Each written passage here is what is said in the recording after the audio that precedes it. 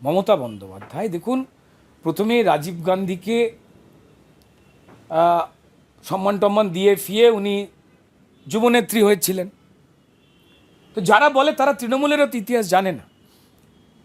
তারপর যে কংগ্রেসের পুকুরে জন্ম নিলেন সেই কংগ্রেসকেই বলেছিলেন পচা ডোবা। আমি বলছি তো তারপর সেই পচা ডোবা থেকে বেরিয়ে উনি বিজেপির মন্ত্রিসভায় মন্ত্রী হলেন। তারপর উনি আবার নিজের দলটল তৈরি করলেন, বিভিন্ন রকম রং উনি মেখেছেন। এর মমতা বন্দ্যোপাধ্যায় গিরগিটি বলতে পারা যাবে না, টিকটিকি বলতে পারা যাবে না, ইনকাম বন্ধ হয়ে যাবে, প্যাদানি খাবে, বাড়িতে পুলিশ আসবে।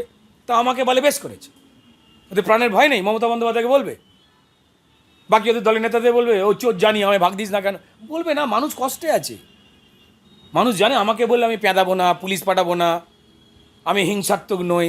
তো ওই জন্য আমাদের বলে, দেখবেন আমাদের কোনো কিছু বললে আমরা যারা সফট, যারা গালমন্দ করবে না, কামড়ে দেবে না, তাদের ওপরেই রাগ করি। তাই এরা করেন। এরা আসলে নিজের বাড়ির লোককেই গিরগিটি বলেছেন, যারা এর আগে কংগ্রেসকে ভোট দিতেন। তারপর 34 বছর ধরে লাল রং গায়ে মাখলেন।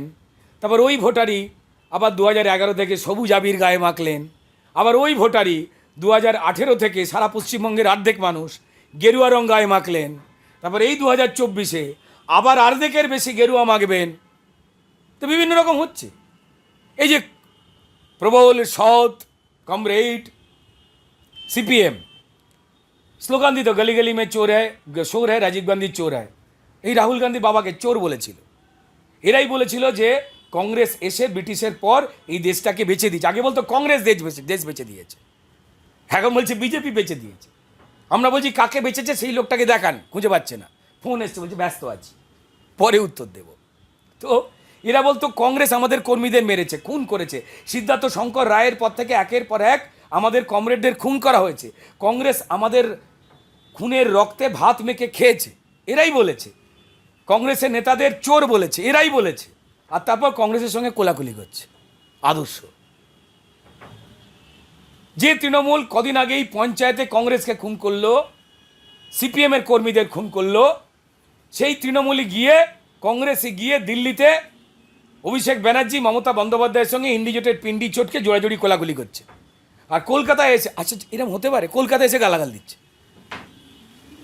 আমার নাম ধরুন টুকাই, এই মোড়ে দাঁড়িয়ে সিপিএম আমায় ডাকছে টুকাই, আবার দিল্লিতে নিয়ে গিয়ে বলছে পু ভাই।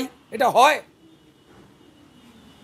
তো যারা রোজ রং পাল্টাচ্ছে, মত পাল্টাচ্ছে, আদর্শ পাল্টাচ্ছে, এটা আমাদের পশ্চিমবঙ্গের প্রত্যেকটা মানুষই। তারা প্রত্যেকটা সময় নিজের ভালো থাকবার জন্য, বাঁচবার জন্য আমার দেশের গণতান্ত্রিক অধিকার রয়েছে আমি আমার মতামত চেঞ্জ করব কিনা। তাই পশ্চিমবঙ্গের ভোটের রেশিওটা পাল্টাচ্ছে। অন্য রাজ্য থেকে লোক এখানে আসেনি। যারা কংগ্রেসকে ভোট দিতেন তারাই রং পাল্টে তৃণমূলকে ভোট দিয়েছেন।